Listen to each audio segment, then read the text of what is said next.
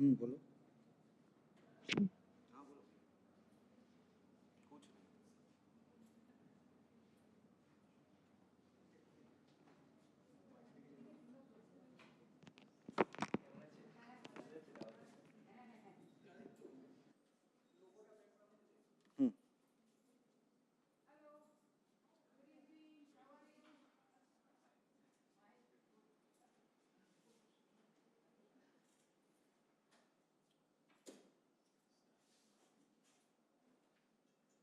Hello,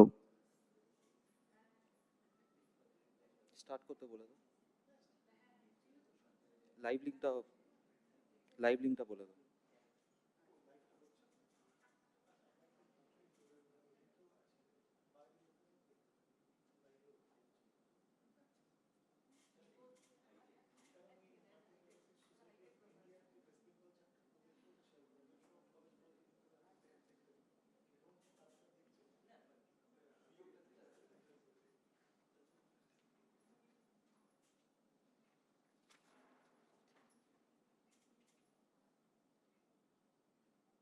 Rahul दा?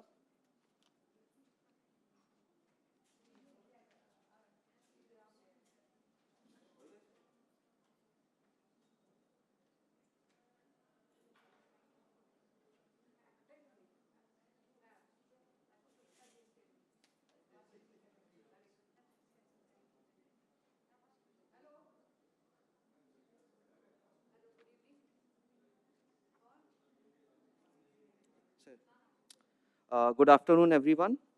Respected dignitaries, esteemed faculty members, researchers, students.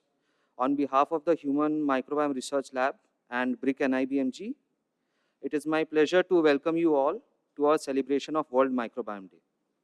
I am Aditya Agarwal, and it is my privilege to be a host for today's program. To begin with the event, I would like to invite Dr. Shovik Mukherjee to deliver the welcome address. Sir, please.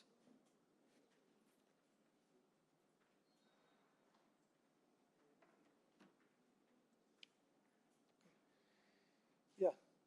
So every year we are celebrating this World Microbiome Day for the last 5 years because the ACS Microbiome Center in Ireland, they have designated 27th of June as the World Microbiome Day, harnessing the power of microbiome in the world. So it is not only human microbiome, it is microbiome from different parts of the world and microbiome from environment, from health, from agriculture and other things. So World Microbiome Day was 27th of June, but we are celebrating it on today. And this year, their theme is Microbiome Matters. So now people are slowly, understanding that we should be studying microbiome in different spheres of life. And for health, we are mostly doing focused on health sciences from the human samples. So in our perspective also, microbiome matters. As we know, microbiomes are communities of diverse microbes, and each kind of microbe has its own role in its community. So although they are all together, but each one has their separate roles, and together they make up the microbiome, and the community performs a specific functions. And microbiome is everywhere. It is in the human samples, it is in our intestine, the gut, it is in our skin, it is in oral cavity, it is in the soil, wetland, wastewater. We are also doing a big wastewater project in NIBMG. We have started this from our INSACOG days during COVID time. When the patient samples stopped coming, then we started identifying COVID from wastewaters of different parts of India. And now we are extrapolating that to identify in the wastewater the AMR, antimicrobial resistant genes from different parts of India. So exploring the invisible drivers of human health. As I told you, we focus on human health. So the theme of today's lecture is exploring the invisible drivers of human health. And there we are looking into sustainability, diversity. Microbiome is very diverse, and the food we eat, and the effect of the food we eat on the microbial sustainability and diversity on the human health. And when we are studying human health, we cannot study it separately. We have to study also the microbiome in the soil, in the animal, in the plant, because we are actually trying to look into one health approach. This One Health approach is human health, animal health, environment, everything together we should study.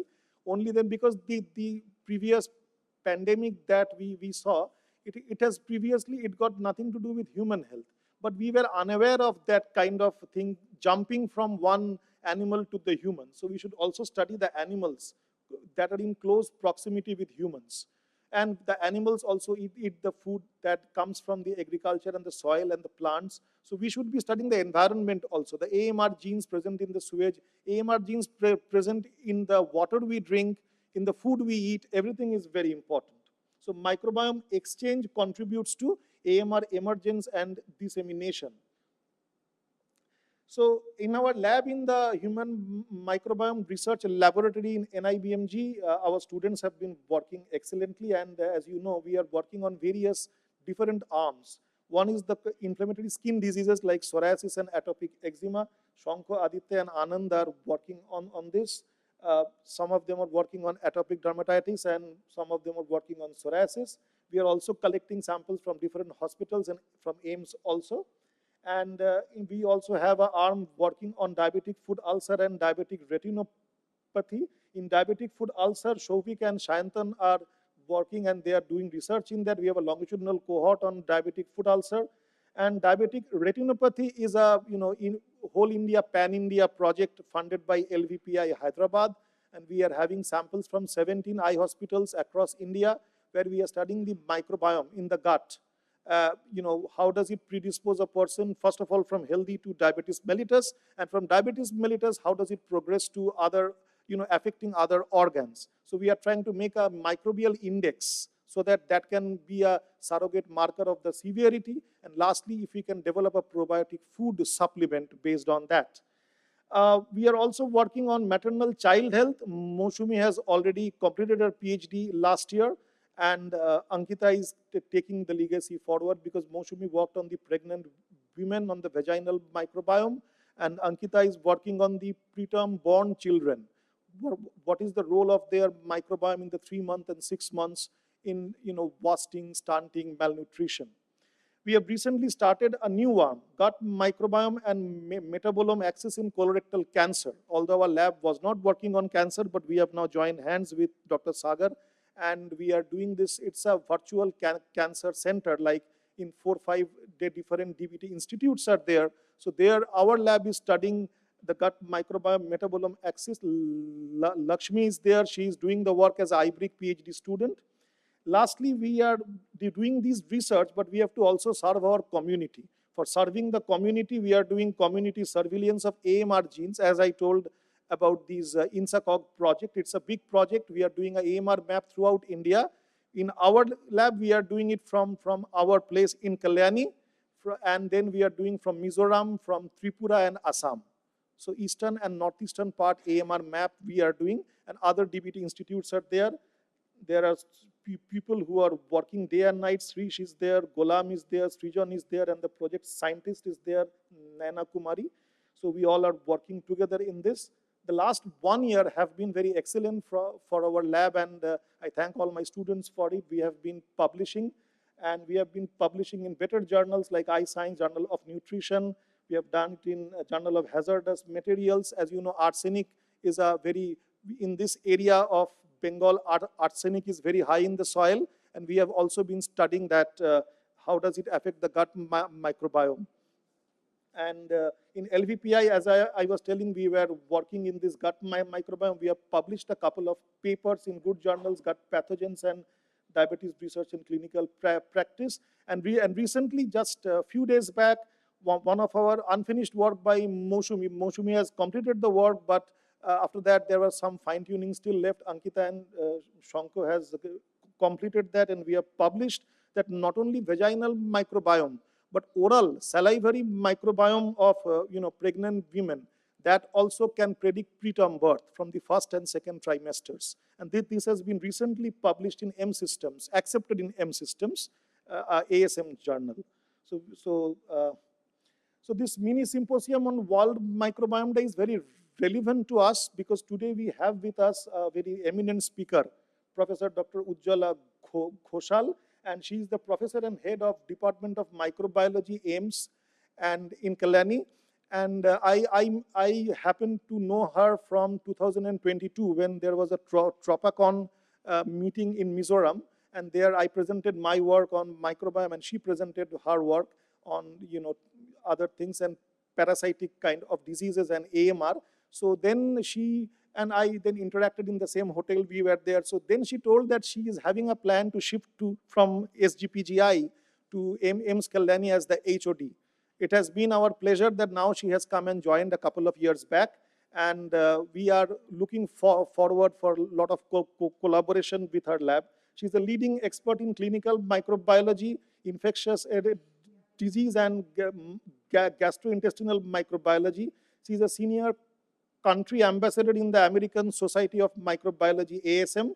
She has received the Presidential Award and IAMM Silver Jubilee Best Paper Award.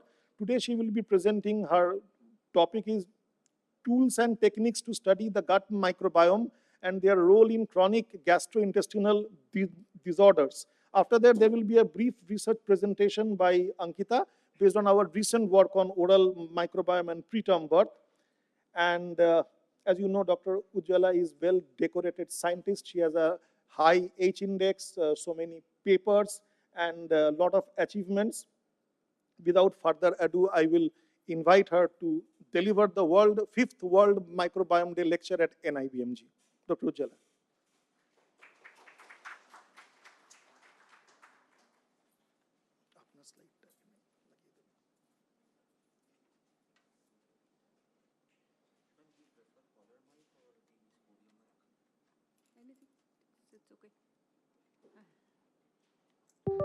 Hello.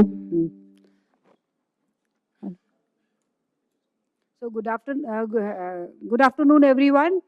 At the outset, I would take this opportunity to thank NIBMG and Dr. Soubik in particular for giving me this opportunity.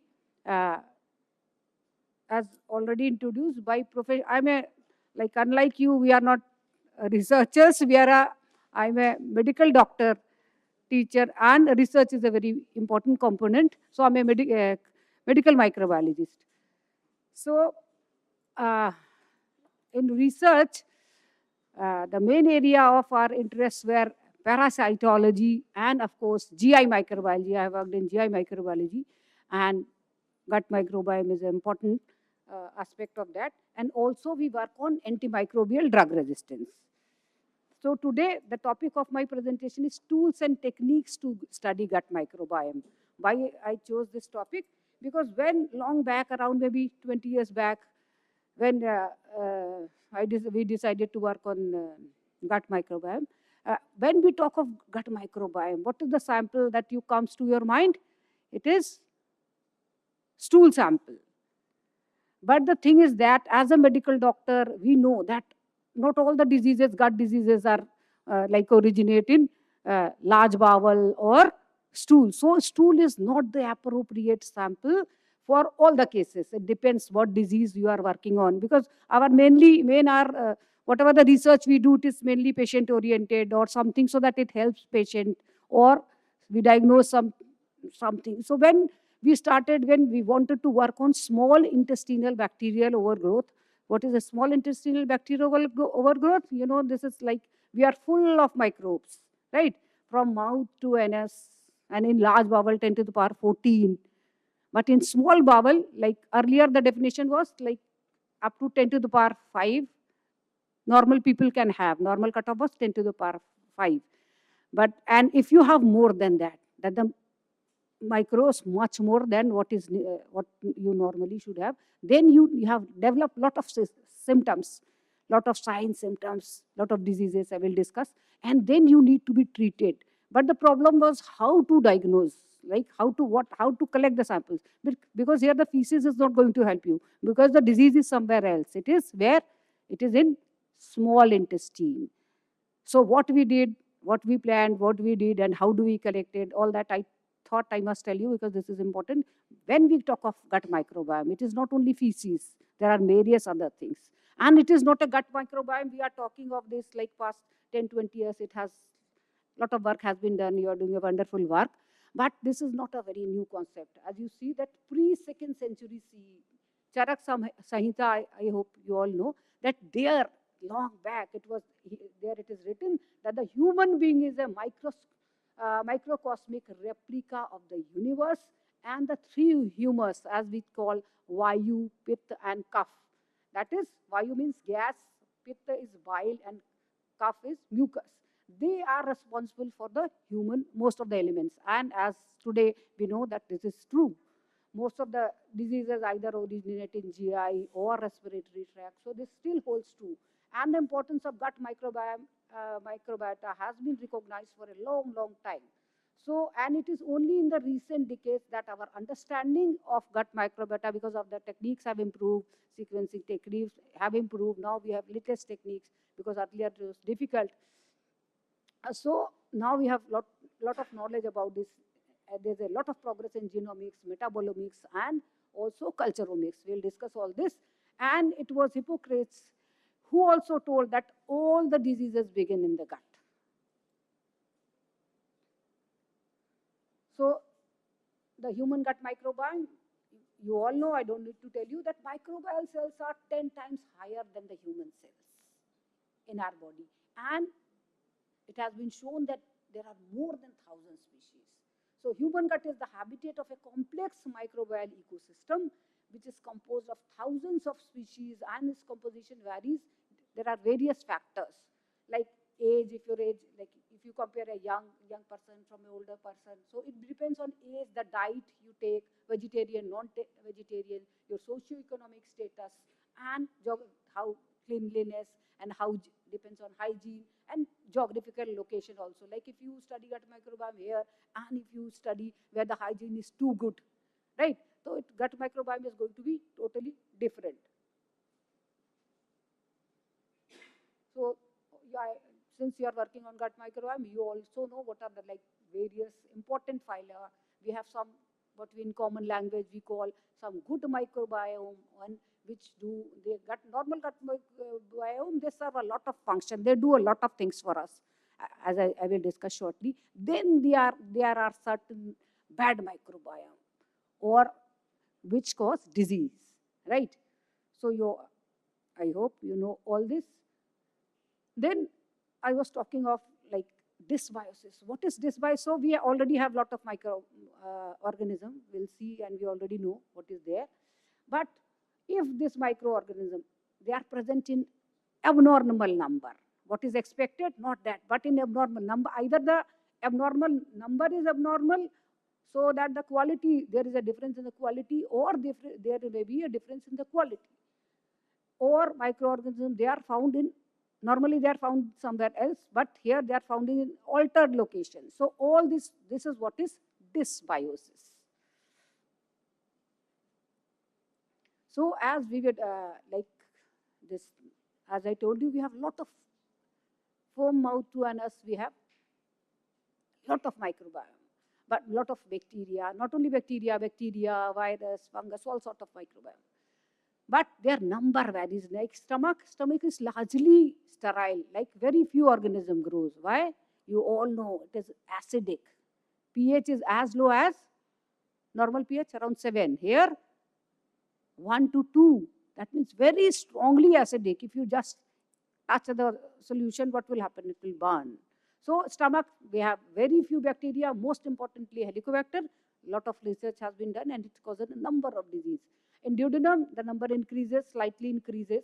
Then in jejunum, further increases, ileum, further increases, and finally colon, more than 10 to the power 12 or 14. So as must. So normally what we pass around, Indian average stool is 12, around 250, around 300 grams. And 60%, 70% of this is what? Nothing else but this, right? So as you go down, not only the quality changes, but the like upper gut, you have mostly aerobic bacteria, right? But as you go down, the environment becomes anaerobic. So it changes. Similarly, if you go from epithelium surface to lumen, again, as Dr. Shovik was telling, it totally changes, right? So if we talk of study feces, we cannot say that this is what is there in lumen, because this is totally different. And now we have a lot of data, what is prevalent where. And here I have mentioned few. Then I'm sure you know the concept. When we talk of microbiota, we have to remember two concepts. Alpha and beta diversity. These are the two key metrics. There are many, but these two are the basic things that you must know and understand. And I'm sure since you are working, so I need not tell you, you already know that diversity. So how do we measure? Their key matrices are alpha diversity and beta diversity. So I've tried to, for the medical people, I try to simplify that it measures the diversity, because we work on sample, the diversity within a sample, single sample. So sample is one. Then how there can be diversity? It measures the diversity within a single sample, reflecting aspects like richness, that is how many, like in many samples like stool, there are a lot of species, so it is rich. Whereas in some sample, you get like blood, normally no bacteria, so one, you in, like in stool, you get so many different bacteria, 10 to the power up to 12, sub 14. Here, you blood, normally you don't get anything. So even one type is important. Normally we get one, maximum two. Urine, you get, normally when up to 2 we consider, right? But here, so that is what. So it measures the diversity within a single sample. And evenness, that is the abundance distribution. Whereas the beta diversity compares the diversity between two samples. Suppose one is urine samples, another one is respiratory samples. So it compares the diversity between the two or more samples, indicating whether they are same or different, or how different the microbial community are from each other. So as I was telling you that microbes, they are good. We have good microbes normally in healthy gut flora. The microbes are very good and they do lot of function for us, like metabolic function.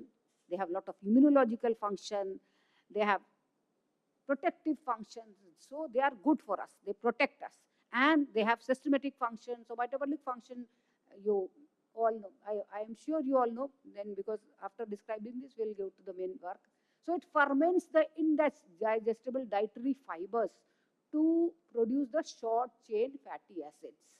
These short chain fatty acids like acetate, propionate, butyrate, they synthesize various vitamins for us, which are essential for the healthy person, like vitamin K, vitamin B12. If you don't have vitamin B12, vitamin B12 is primarily found in non-vegetarian food, right? So if there is a deficiency which is found mainly in vegetarian people, like lot of symptoms, you will develop lot of symptoms. Then, so they synthesize vitamin K, they synthesize vitamin B12, folate, biotin, riboflavin, various other things. Similarly, they promote the migration of gut-associated lymphoid tissue, and they maintain the innate and adaptive immune responses through the induction of Treg cells, T regulatory cells, and through the production of IgA. I am sure you know all this. Then now we come to the topic that when we decided to study, so it is not only the stool samples. There are various other samples depending on the disease, depending on the site of the gut it is affecting. So what we work on is not only feces, but upper GI fluid, that is upper gastrointestinal fluid. What is upper GI? Like duodenum or duodenal fluid, jejunal fluid, or we may take biopsy from that. I will discuss how. Then what are the various methods? We work important methods for the determination of these. You already know that there is a traditional culture method. Traditional culture method is not a very suitable method, because in traditional culture, how we like culture very few organisms. So if you are planning a study which is targeted, where you know that these bacteria are implicated in disease, and you focus on that, 3, 4, 5, 6, that is what traditional culture does. So, but we know now from our knowledge, we know that there are many, like thousands of species. Then what do? Traditional culture is not going to help you, right? So there is then culturomic. What is culturomic? Like in this audience, I'm sure most of you like different type of food, right? Most of you like what? Chicken, mutton, non-vegetarian. But then there are few animal lovers like me, like, no, why to kill, why to eat, right? So I like vegetable, fruit, and most importantly, sweets. So our requirement, so if you give me lot of, you cook, I come to your home and you give me, I cook this chicken for you and mutton for you. Oh, oh my God. And similarly, if you come and I prepare this paneer and the various type of vegetables and with lot of passion and give you, you say, oh, rubbish. She has served nothing but ghas foos de diya, right? So similarly, bacteria are there. Somebody simple, they can survive on anything. Somebody eats need blood, somebody needs like protein, somebody needs something else. Then somebody can survive, like many of us can remain in like normal temperature, but we cannot. Yeah, oh, कितना गर्मी है, AC कहाँ गया, 5 minute क्यों बंद हो गया, है ना, एसी वाले को बुलाओ, फांसी पे चढ़ाओ, है ना. So we cannot. So similarly, bacteria are there. There, what I'm trying to tell, their requirements are different. So in culturomic, normally in our lab, what we do? How many media you can use? So one, we know that in this sample, we expect this bacteria. So therefore, we will use media accordingly. Like for stool, we will use different. For throat swab, we will use different. For blood, we will use different. And for urine, we will use different. That we know from our knowledge. But how many it can be? Maybe 2, 3, not more than that for per sample. But in culturomic, what they did, it is a omic technology. Like they provided in a study, I'll show you, they provided various culture condition. And similarly, they the temperature variation, provided various type of temperature. Then aerobic, anaerobic, depending on that, they did they provide different condition as per the need. Some bacteria they love mucin, so they provided mucin. So using this, they could isolate, like we isolate 3, 4, 5. They isolated more than 232. So that is what is culturomics. And once this grows in culture, then everybody, all of you know MALDI-TOF. Then the further identification is by MALDI-TOF. Why? Because in our routine lab, what do we do? Now, many labs have MALDI-TOF, but those who don't have, what they do? They use a panel of tests, what we call as biochemical tests. Maybe 10, 12, 20, right? And by that, we hardly use maybe 20, 25, 30, so many bacteria. This type of bacteria we can identify. When there are thousands and you are identifying only 25, so it is not going to help. So now we have MALDI-TOF with us to help us, right? Various type of, it is available from the various vendors, and they're depending on their database, 400, 500. So once you have identified the colony, then you can further identification is by MALDI-TOF. Then genomics, you are the person of genomics. I don't know, I need not tell you that if you need targeted, like you wish to focus on something, like the way we started when 20 years back, we focused on some few bacteria, like these bacteria are important in disease. Let us look at them. So you can go for PCR, real-time PCR. Then came next generation sequencing, which is the technique, and you all are doing. And sometimes you may know, here we are looking for the direct organism, but they produce lot of metabolites. So you can also use their metabolites for the detection by various techniques like NMR spectroscopy, then gas, GCMS or HPLC. So as I was telling you, now I have to collect samples from like there's a upper gut disease, and I wish to collect the samples, that is duodenal or jejunal aspirate. So how do I do it? The simple thing is that nowadays lot of endoscopy is being done. So I'm talking you of many years ago. Now what you can do is pass a tube. A tube is passed through the endoscope, by channel of endoscope, and you collect the sample, right? But what is the problem with this? So you will have the duodenal aspirate or jejunal aspirate, and you can do a lot of gut microbiome study, so that will tell you what is the situation in jejunum or duodenum or the upper gut, right? But what is the problem? If I do that, what is the problem? Yes, if you do that, it is not sterile site. Like your blood is sterile, your gut is not sterile. We have, as we have seen, we have bacteria in the gut, in our oral, like mouth, we have a lot of bacteria, aerobic, anaerobic, right? Then as you go down esophagus, you have bacteria. Then even in stomach, we have few. And in duodenum, jejunum, we have lot of bacteria. So if you collect sample by this method, what will happen? When you collect, and of course you have to come back and take the tube out of mouth, there will be oropharyngeal contamination. So in some diseases, which I will talk of, like small intestinal bacterial growth, which produces a lot of symptoms, and you are in pain, you are having bloating. So, and if this wrong estimation is done, like if you collect the sample with this method, what will happen? You cannot count the exact number, and their exact number is needed. Why it is needed? Because the definition of small intestinal bacterial growth is presence of, earlier it was presence of more than 10 to the power CFU per ml. If you have this much bacteria in your gut, you are like upper gut, you are having suffering from SIBO. But now this has been reduced to 10 to the power 3 CFU per ml. So we need a sample which is not contaminated. For that, this technology was devised by our group, by Dr. U.C. Ghoshal. You can see it is simple technique. It has two tubes. One tube, and then so that it is prevented by contamination, there is another tube. And you cut the inner tube and then push the inner tube inside the outer tube. Then you have to close it. If you can see, there's an obturator, rubber obturator. You close the mouth of the outer tube. Then you pass through a endoscopy. Endoscopy they do. Then by the endoscopy channel, you pass it and you reach the site. There are ways to reach the site. You can see in fluoroscope, they see whether those who are expert, they can otherwise do. Normally, they don't do. Otherwise, for exact site determination, they use fluoroscope. And they can see whether now they are in esophagus, now they are in stomach, now they are in duodenum. There they go, then they push it. If you push it, what will happen?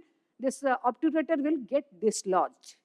And this inner tube, which is long, it will come out like this from the outer tube, inside the outer tube.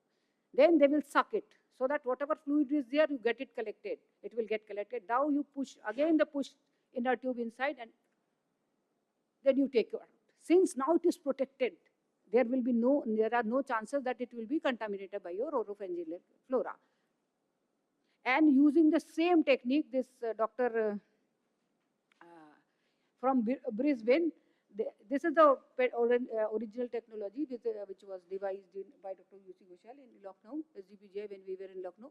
But now his friend from the Brisbane, they are smart people, what they did everything the same, remains the same, but that at interior ends, they made some hole. And using this now, if you pass such type of tube which has hole, you can take even the biopsy. So now you can take upper aspirate, you can take biopsy and use it for your metagenomic studies, NGS studies, whatever. So initially when we started, what we used to do, we will take the neat solution, we will go to endoscopy, collect the sample, immediately we will run to our lab, and we had prepared beforehand that normal neat sample, then 10 times tenfold dilution. We have to know the exact count. So initially we did this, but this was having a lot of expenditure and unnecessary, like you have to use so much media, so much dilution. Then there's a microbiology, there's a technique, I'm sure many of you know, that Mile and Mishra technique. This is a semi-quantitative. When you need count, then this is used. So naturally, later we shifted to this. So culturomics, I already told you that you provide different conditions. This genomic studies I am skipping because you all know. So these are the few of the like targeted study where they studies, like initially when we started, like you know about irritable. Now I will talk about the various diseases which we have worked. One of them is very important, is irritable bowel syndrome. So irritable bowel syndrome was earlier thought to be a functional disease, like there is no abnormality in your gut. So you do all the tests, you don't find anything. But later, in contrast to the inflammatory bowel disease, where you develop large, big ulcers, and you, along with the stool, you pass mucus, blood. So you have big, big ulcer, which you can see in the endoscopy. You can see, take biopsy and things like that. But IBS, we thought it is a like some simply it is a functional disease. It is not organic disease. But later the evidences started come, studies like this, they have shown like this, they showed that yes, inflammation also occurs in uh, IBS, but it is a low grade inflammation, whereas in IBD it is very high grade inflammation. So since you already know how we are already doing NGS, I will skip this, that culturomics, then metabolomics, and then finally the molecular technique, which is now the NGS is the technique to know gut microbiota. Metabolomics, I told you that various techniques. So metabolomics, NMR spectroscopy, how many of you have done or are you aware? NMR? Please raise your hands. So we had like in AZBGI, within our center, we have NMR. We had an NMR center and we used to do a lot of collaborative study. There it can detect your, whatever is there, microbiota in a sample, and preferably now maybe there, if the sample is like clear, like jejunal fluid, it is clear, it is not thick like pus. Now they have better technique. So NMR spectroscopy utilizes the magnetic property of certain atomic nuclei, which acts as a tiny magnet due to their nuclear spin. And when a sample is placed in a strong external magnetic field, these nuclei align. They move in the magnetic field, then they align into a distinct state. Then a radio frequency wave, short term, for a short time. Exposure to radio frequency wave causes some nuclei to absorb energy and they reach a higher state, right, when they absorb energy.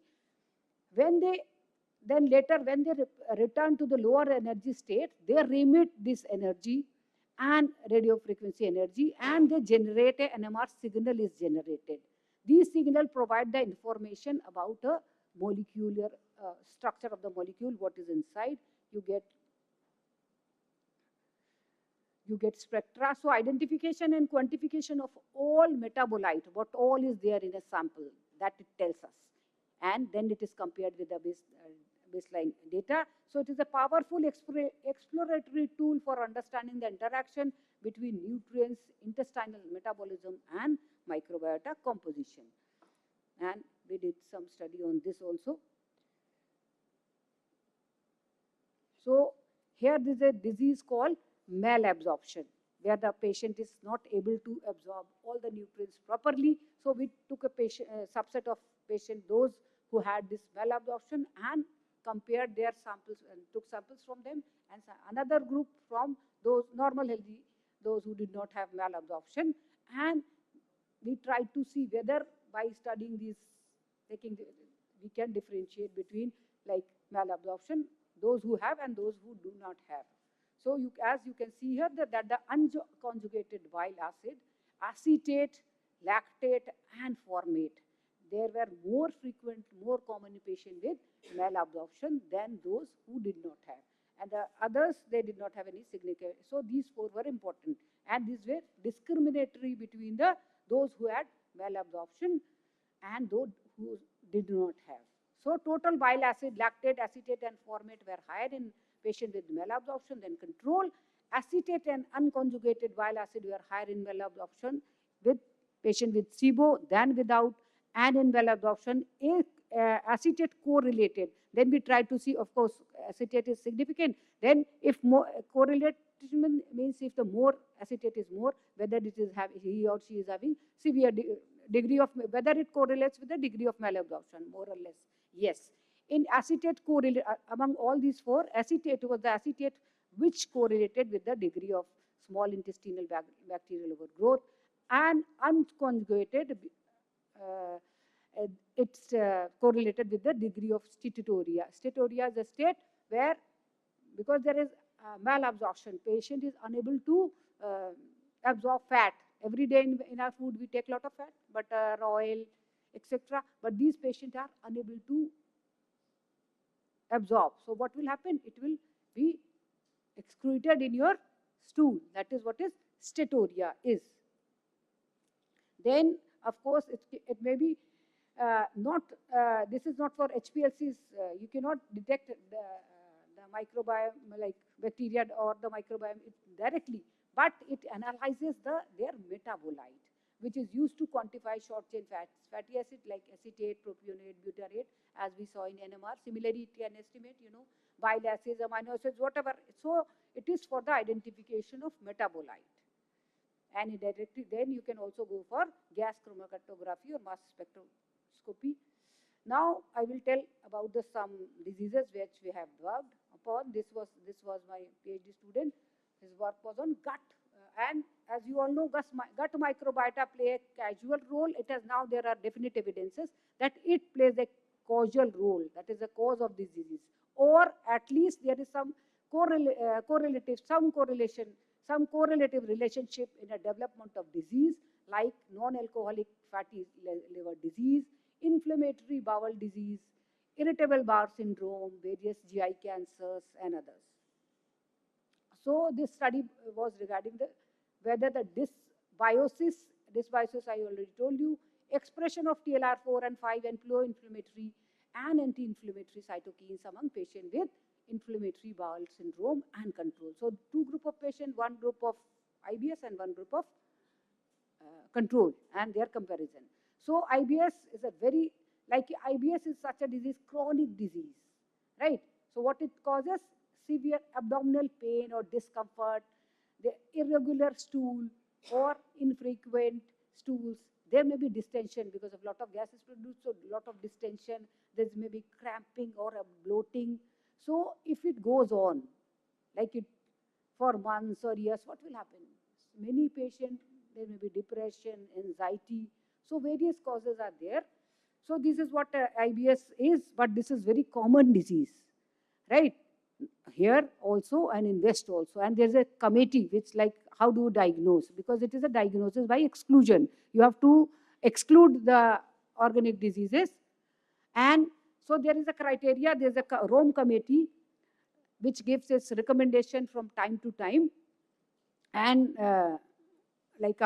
so in Rome committee now it is the 4th is in place and 5th is going to come up soon. When we were doing this study, there was a 3rd, 4th. So this for diagnosis of IBS, irritable bowel syndrome, we have to follow the worldwide Rome criteria is followed. I am happy to tell you that one of the only Indian in this committee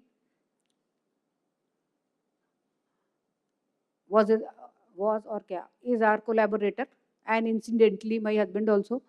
So he's the only and the first Indian to be included in this committee. And this is from where we get all the samples, and so that's why it becomes easy for us to work.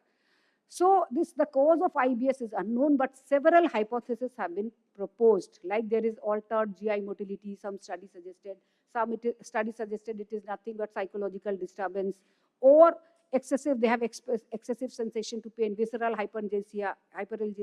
Some suggested it is genetic factor.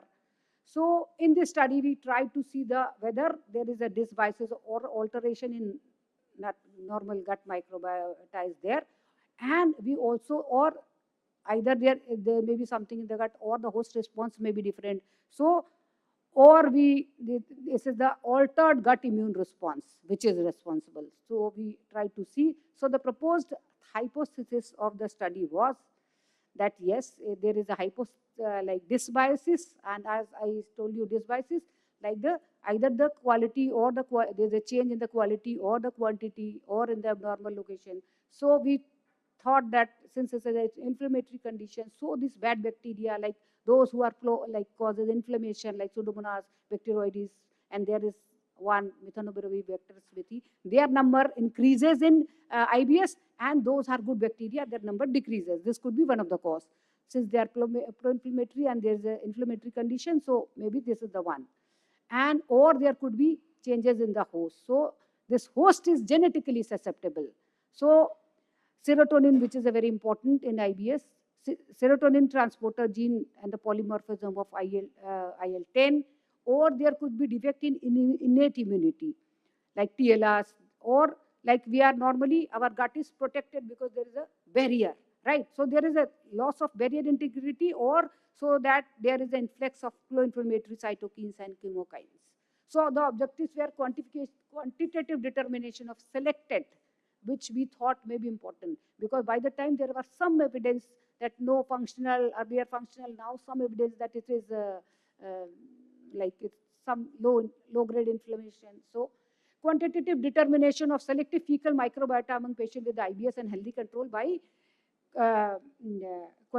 qPCR, expression of TLR4 and 5 in colonic biopsy in patient with IBS and control, and determination of mRNA levels of cytokines pro and anti-inflammatory IL-6, 10, and then chemokines and its receptors among patients.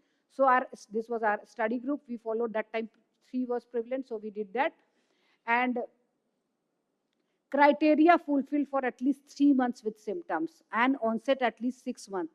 ये होना चाहिए रोम criteria fulfill करने के लिए. So we did this 3 consecutive stool samples, because this is a large, mainly related to large bowel. So 3 consecutive stool sample, and after DNA isolation and qPCR selected, where some of them, many of them were sequenced also. This is the organism we concentrated on, as they had some evidence.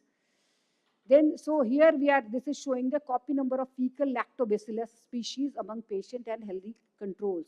And here, what do you see? That as compared to this is showing you the comparison of healthy control and IBS. And on the right side, IBS is also many types, subtypes. It is diarrhea predominant or it is constipation predominant.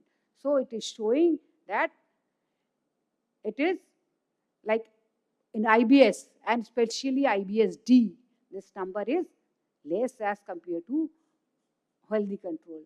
Then other microbiota, like fecal microbiota in patient with IBS and healthy control, you can see lactobacillus, bifidobacterium, bacteroides, then Veillonella, and many others.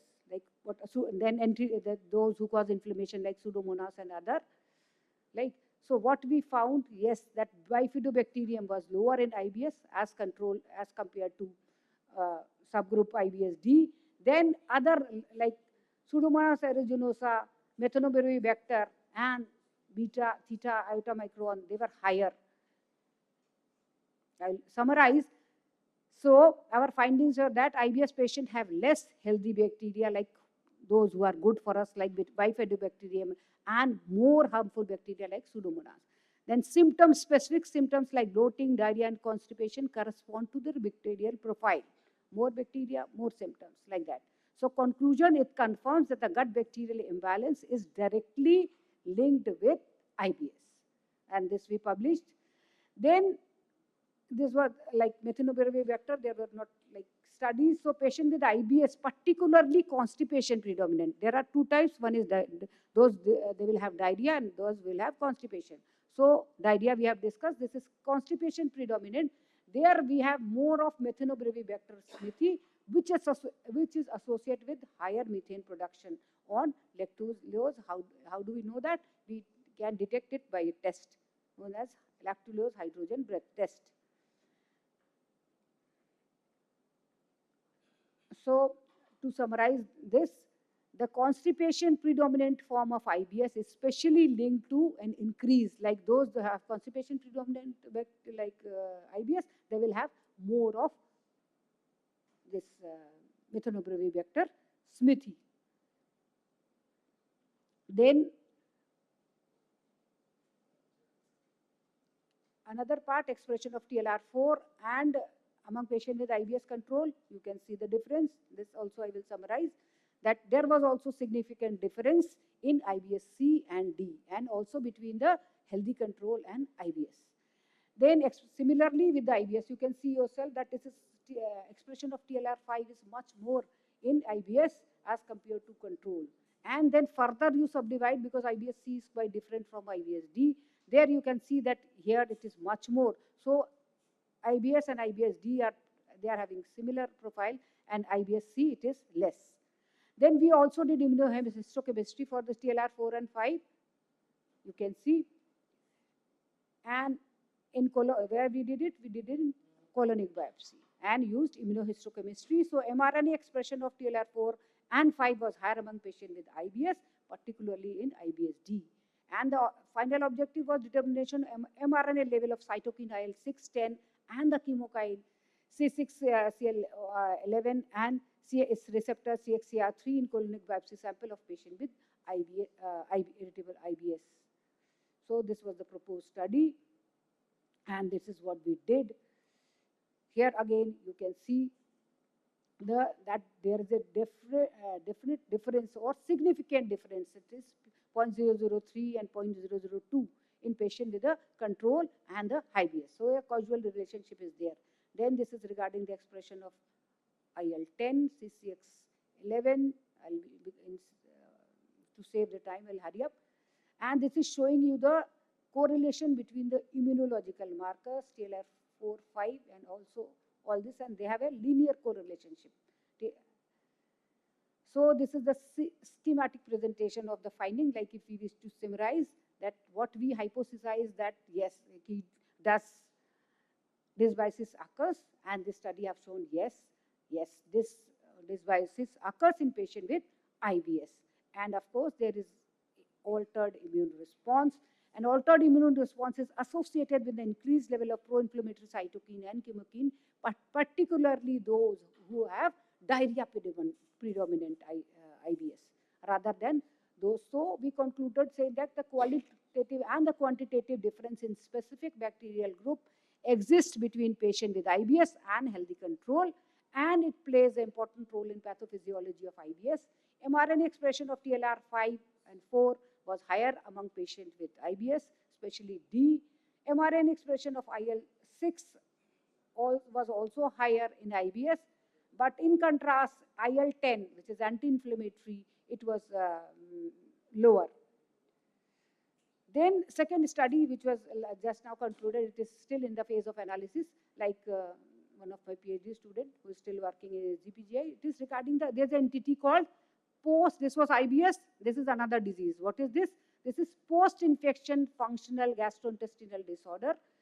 I will tell you what it is. We try to see what is the prevalence, this is important disease, or how common or uncommon. What are these predictors? Now I will tell you that it develops after you have an acute gastroenteritis.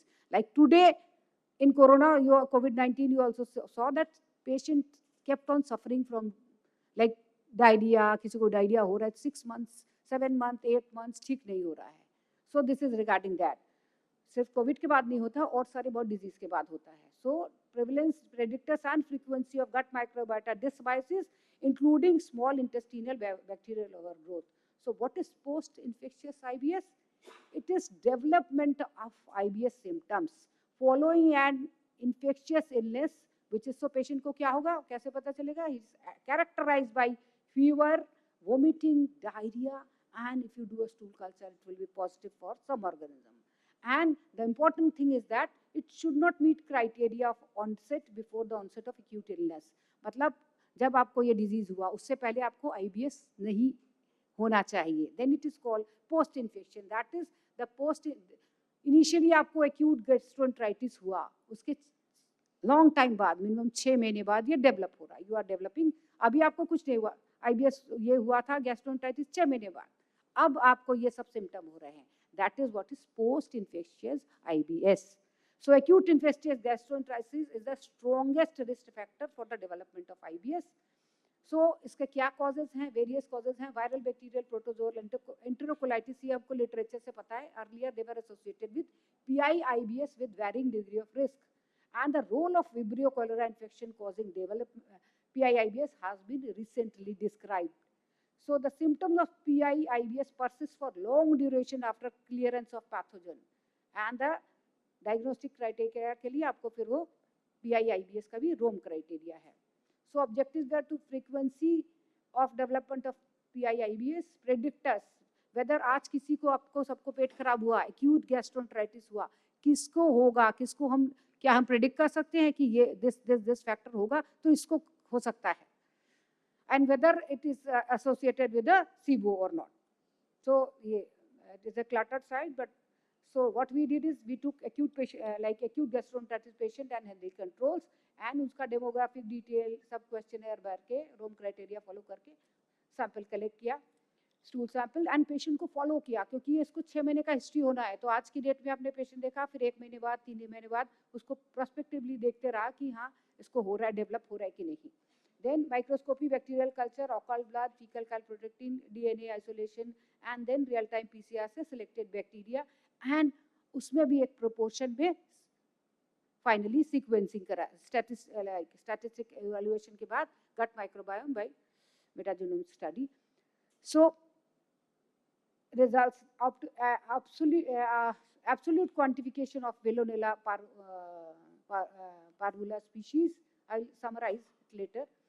And various these bacteria what we studied, lactobacillus, bacteroides, important bacteria which we suspected it could be important, bifidobacterium, and finally 25 patients and 10 healthy control में sequencing. Then we also looked at alpha and beta diversity, because more diverse, like diversity better is also. So, and these are the results, and we saw the relative abundance of all these species, and they have been associated with a different disease condition. So this is still the analysis is going on. Preliminary summary is that PI-IBS developed in 20. So what we wanted to see how common it is. So it is seen in it has been found in about 10% of the patient, right? The most prevalent predictors that whether I can see that this patient will develop or this will not develop. What are these? These were abdominal pain during the acute illness. जैसे acute illness हुआ, gastroenteritis हुआ, किसी को बहुत pain है, किसी को pain नहीं है ना? That acute illness in 96% cases, increased stool frequency. Normally we consider up to 3 is okay. Then more as per WHO. Then increased stool frequency if it is more than 3 per day. Antibiotic use during illness, female sex, and abnormal psychological or prolonged diarrhea, those who have it more than 7 days. These are the strong predictors. इनको PI-IBS हो सकता है. Persistence 6 महीने के बाद, इनको 6 महीने के बाद भी ये हो सकता है. Gut microbiota dysbiosis was demonstrated in patients with PI-IBS, and these are the species like Veillonella, more than 200 folds in patients as compared to it was depleted, and Bifidobacterium brevi was isolated, like elevated. It's a good one, and Pseudomonas in this case it was not detected. So आजकल हम लोग बात करते हैं personalised medicine का कि gut microbiome because ये सबका डिफरेंट है, तो सब पेशेंट में lot of companies are there कि एक चिप से आपका गट माइक्रोबायोम पता कर देंगे एंड आपका बढ़िया ट्रीटमेंट होगा. But how, let us see, we are in an era where it is called evidence based medicine, है ना? तो इसका कितना ठीक है. So patient follow the trends, but clinician want evidence कि हम ठीक है personalized medicine करेंगे, इनका gut microbiome कर देंगे. What will be like, whether it will cure our patient or it will be of any use to our patient. So let us see the evidences.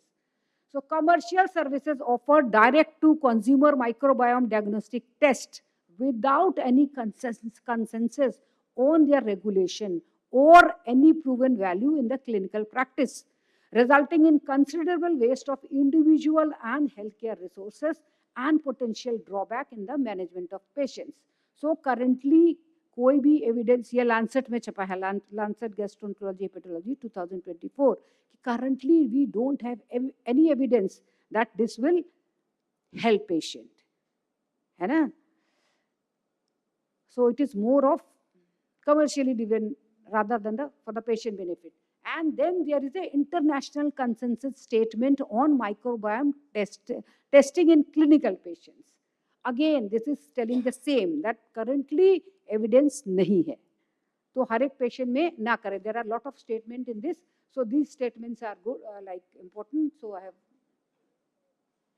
picked up them, and this suggests that there is insufficient evidence to widely recommend the routine use of microbiome testing in clinical practice, and it should be supported by more dedicated studies. Qualitative or quantitative data which is retrievable from the microbiome reports might be helpful in the management of several disorders, but still for using it in every patient we don't have enough data. So maybe we have to wait.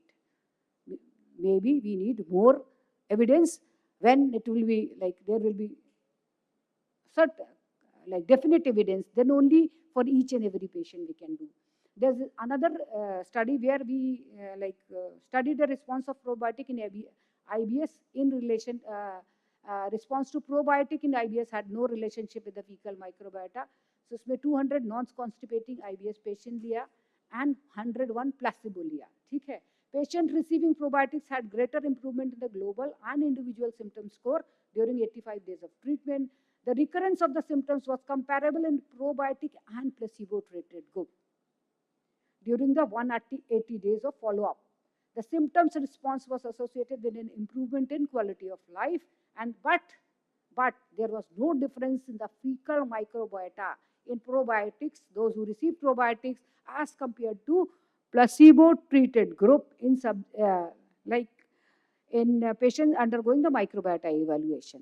ठीक है, तो probiotic मिला, ठीक है, लेकिन improvement हुआ, which is likely, but दोनों का gut microbiota में like no. So to conclude, the traditional culture technique has very limited role in determination of gut flora.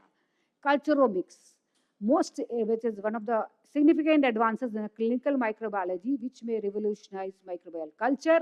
qPCR may be useful targeted approach for the estimation. Advances in the NGS may facilitate the analysis up to low taxonomic level. NMR spectroscopy and HPLC, they are basically, so far, they are exploratory too. They have been studied in research setting.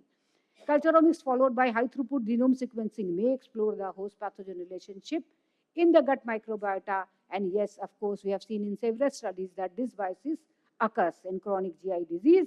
And the growing interest in the potential use of gut microbiome as a diagnostic tool, as we have seen that it is less evidence in its support as of now. But maybe in future, who knows?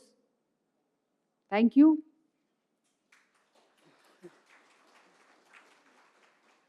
So these are some of our work on GI, but gut microbiome, but naturally as a clinical microbiologist, this is not the only area. Dr. Souvik ne to dikhaya hai. We work in various fields like parasitology, I told you, antimicrobial drug resistance, which is, so nowadays you will see 60 to 70%, even more of our patients are antibiotic drug resistance. Then clinician will ask, you will send a report, we will identify the organism, we will send all exploring new antibiotics also. So I think by one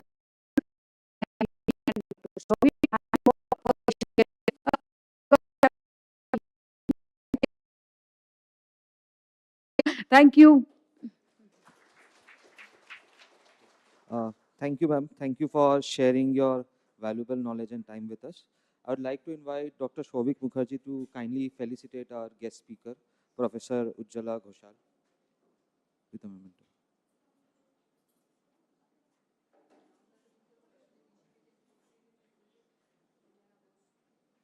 Ma'am, please.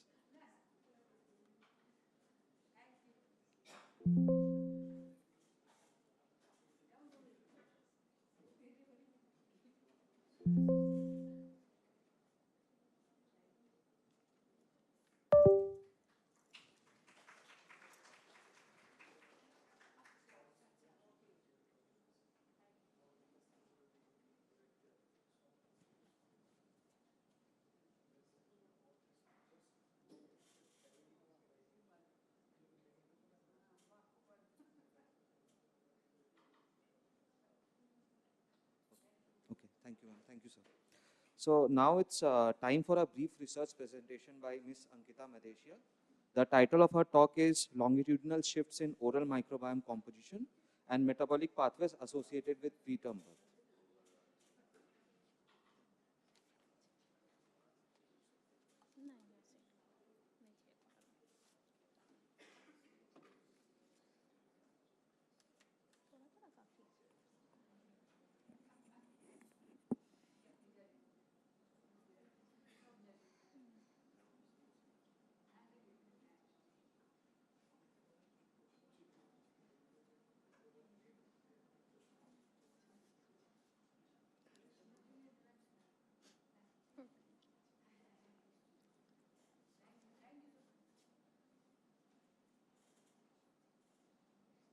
start.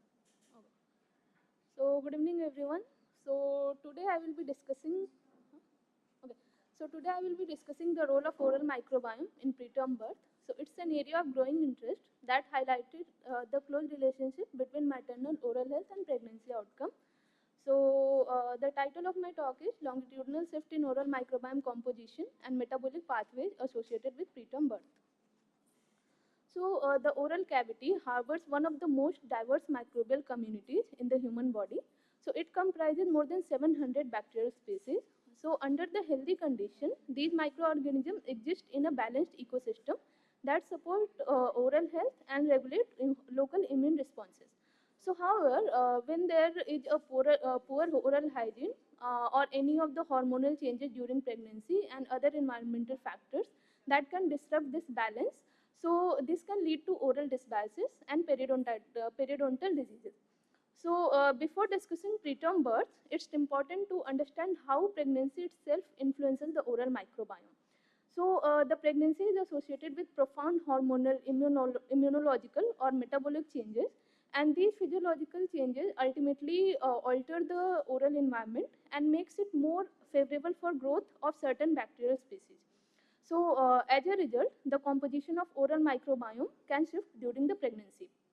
So one of the earlier studies, which has been conducted in Japanese women using culture-based methods, so they showed a significant increase in the oral bacterial load during early pregnancy, and it ultimately suggests that the pregnancy promotes bacterial proliferation in the oral cavity. So as illustrated here, so the oral microbial community can change from non-pregnant to the pregnancy state, and the pregnant women, they have generally higher microbial diversity, which can be depicted by xenon diversity, and also there is a greater abundance of periodontal pathogens. So interestingly, these microbial changes have been observed even when there is similar gingival and plaque index score that are present between pregnant and non-pregnant women. So it indicates that pregnancy itself can influence the oral microbiome, which are independent of the oral hygiene status. And this finding suggests that the pregnancy creates a unique oral microbial environment that may predispose some women to inflammation or some kind of periodontal diseases. So there is a knowledge gap which is still remains because these of the studies, they have characterized difference between pregnant and non-pregnant women, but none of the study have investigated whether these pregnancy associated microbial alteration difference between normal pregnancy and adverse pregnancy outcome like preterm birth. So understanding these differences may help us to identify microbial biomarker for early risk prediction and provide new opportunities for preventive intervention. So what we did here, so we have undertaken objectives like to understand the understand the dysbiotic oral microbiome between term and preterm delivery women during progression of pregnancy, and we have also studied the longitudinal trend of oral microbiome which are associated with preterm birth. So here we have recruited 20 term and 20 preterm women from Garbhini cohort, which is the largest maternal cohort in India, and we have collected samples from these two groups in 3 trimesters, first, second and third trimester, and we have recruited these women using this exclusion and inclusion criteria. So here we have collected saliva sample and we have isolated microbiome DNA, and from all these 120 samples we have done 16S rRNA gene sequencing of V3, V4 region, and in a subset of 5 samples from each of the group at 3 trimester, we have performed shotgun metagenomic sequencing. So these are the socio-demographic characteristics of the study participants, which are mostly similar, as you can see from this table, except for period of gestation as delivery, which is higher in term as compared to preterm women, and also the infant weight, which was higher in term delivering women as compared to preterm delivering women. So for this study, we have first isolated microbiome DNA and using Biostick Bacteremia DNA kit, and then we have also performed 16S PCR for identification of microbial DNA before next generation sequencing, and then we have done amplicon as well as shotgun metagenomic sequencing using 2 into 250 base pair and sequencing chemistry on NovaSeq 6000 platform. So this is just overview of how we have done the 16S data analysis, which we have done using KIME2, which generally give the information up to the genus level. So for species assignment, we have used NCBI BLAST using 16S microbial database. And first, we have checked the diversity. Like ma'am also explained, the diversity is very important to see. So here we have seen in term as well as preterm delivering women, the diversity was higher between preterm delivering women, and it was significantly higher in the second trimester if we talk about the Chow 1 or richness index. Other than that, the diversity was constantly lower in the term delivery women compared to preterm. That was also correlating with the culturomic study that I have shown earlier. And then we have checked what are the bacterial community present in the oral microbiome. So we have identified total 26 bacterial phyla. Among them, Firmicutes was the most abundant phyla, followed by Proteobacteria and Bacteroidota. And out of these 26 phyla, only 7 phyla were constitutes more than 99% of the total microbial abundance, and we have taken them as a core. So the core definition that we have taken here is only those taxa which are showed at least 0.5% relative abundance and present at least 50% of the individual at any of the trimester in any of the group. So by that mean we found 40 core genera which comprise 98% of the total abundance and 78 core species which comprises 90% of the total bacterial abundance. Then we have checked if the bacterial taxa were different at the genus level. So we have identified Streptococcus was the most abundant taxa in both the group at all the trimester, and we have seen that Rothia was significantly higher in the PTB group, and Neisseria and Haemophilus was significantly higher in the TB group at the first trimester. But it was higher in the second and third trimester also in the respective groups. Then we have seen if the oral microbial community structure is same for all the women or not. So here we have done the hierarchical clustering to check the pattern of microbial community, and we have identified 3 OCTs or oral community type. The first was dominant by Neisseria, the second was mixed, and third was Streptococcus stamen. So this shows that the oral microbial community is very dynamic and it's not same for all of the women. So we cannot establish a signature taxa for any of these pregnant women. Then, okay. So then we have seen what are the total number of OCT or the percentage of OCT present in all of the women, and we have seen most of the OCTs were belong to Streptococcus followed by Neisseria, and mixed were the least abundant. And we have seen the Streptococcus OCT was significantly higher in PTB group. As contrast to that, the Neisseria OCT was significantly higher in the TB group.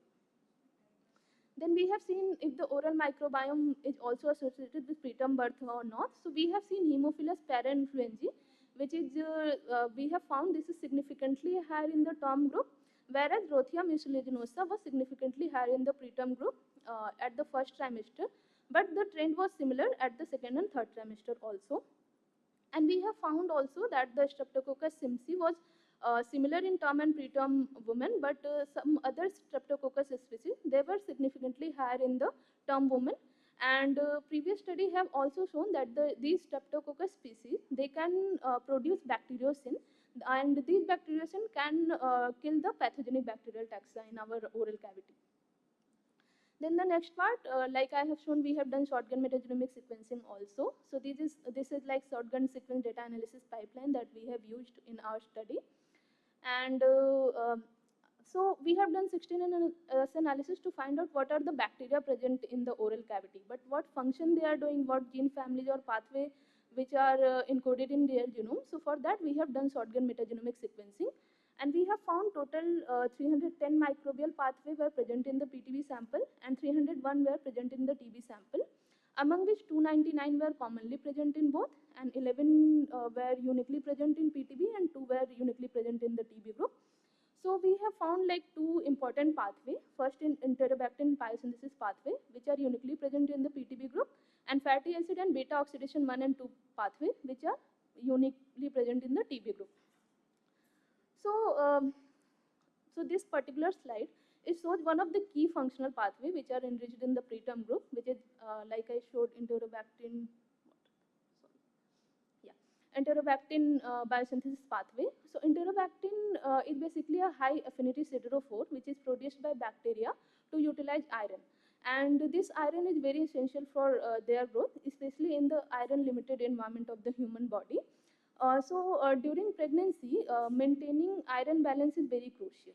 Okay, so but these pathogenic bacteria which are present in our oral cavity, they can use enterobacter to acquire iron from the host, and thus it can promote their survival, and that can contribute to oral dysbiosis also.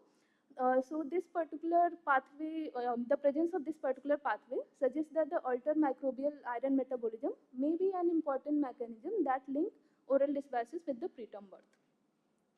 Then the other pathway that we have seen is fatty acid and beta oxidation pathway, which are enriched in term birth group. So basically fatty acids are very important source of energy, and due to beta oxidation, they are converted in acetyl-CoA, and these acetyl-CoA can be used for energy production and other metabolic pathway. So basically in term group, this efficient beta oxidation help bacterial metabolite homeostasis, and it also allow beneficial bacteria to utilize the available fatty acid effectively. So this may limit the nutrient availability for the pathogenic bacterial taxa and help in maintaining healthy oral microbiome. So the enrichment of this particular pathways in term birth group suggests a more stable and balanced microbial metabolism, which may contribute to healthier pregnancy outcomes. Along with that, we have performed Lexi analysis to find out if there are some pathways which are discriminating between term and preterm delivering women. So we have found several pathways like glycolysis 6, nucleotide biosynthesis, chorismate biosynthesis pathway, which are significantly higher in TB group. And in PTB group, we have found heterolactic fermentation, bifidobacterium synthesis, and some other pathways which were significantly higher in the TB group. So we have found some other pathways which were significantly enriched in either of the group as second and third trimester. So here we focused on some of the pathways. So among which chorismate biosynthesis pathway is one of the pathways which was significantly enriched in the term birth group. So basically chorismate is an important bacterial metabolite that can serve as a precursor for synthesis of aromatic amino acid folate or vitamin K. So in our study, this pathway is mainly contributed by Haemophilus parainfluenzae, which were significantly higher in TB group, as I have shown earlier. So these bacterial taxa are commonly associated with healthy oral microbiome. And these folate and vitamin K, these are very essential for maternal health and normal fetal growth and development. So the enrichment of this pathway, it reflects a functionally beneficial microbial community, and overall this suggests that the bacterial production of chorismate and its downstream metabolites like vitamin B9, folate and all, they can contribute to healthy pregnancy, and also it can be protective against adverse pregnancy outcomes. So there are some pathways which we have found which are annotated to some of the bacteria, like the super pathway of L-threonine biosynthesis of Haemophilus parainfluenzae. So it was significantly higher, basically significantly enriched in first and third trimester. And there is a study which has been done using SO as a model system.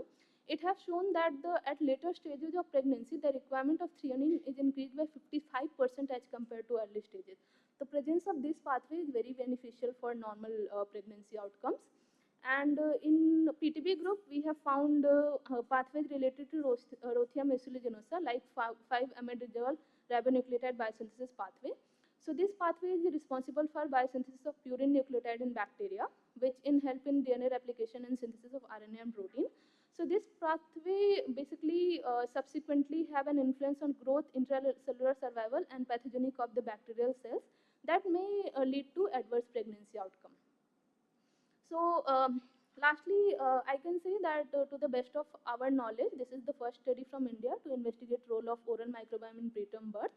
And in this study, we have seen even if there is no detectable oral disease manifestation is observed between these pregnant women, but it showed considerable dysbiosis in relation to the preterm birth, and also the significantly different microbial taxa in both the group that we have obtained from 16S sequencing. We have done shotgun sequencing, and we have annotated them further up to gene family and discriminating pathways, and also the novel biological insights that has been obtained from this study that helps in the maintenance of pregnancy and facilitate overall development of fetus in term sample by limiting pathogen growth. So this study is mostly initiated and done by my senior, Dr. Mosmi Sarkar. And after her PhD, me and Sankhoda have completed this project. And this has been recently accepted for publication in M Systems. So this is all, and thank you. So,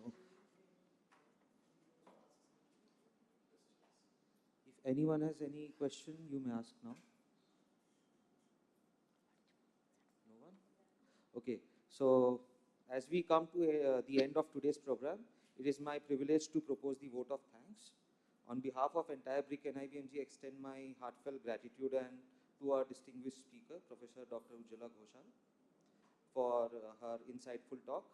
I'd also like to thank our director, Dr. Sagar Sengupta, Dr. Shovik Mukherjee, the entire admin, finance, and especially the IT team for helping us, Mr. Shujit Ghosh for his assistance, Ms. Ankita Madeshi and entire HMR lab members, and all the students and faculties of NIBMG for giving your valuable time for this important day that we are celebrating today. Thank you all.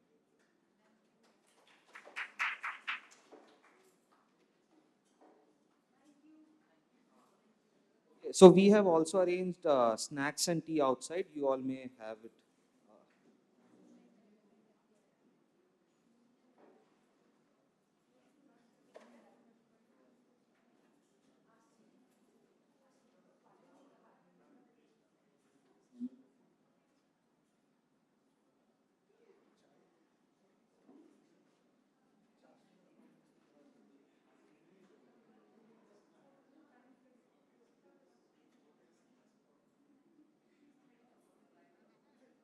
বলছি sir লাইটটাকে of করে দিন। হ্যাঁ বলছি live হয়ে গেছে।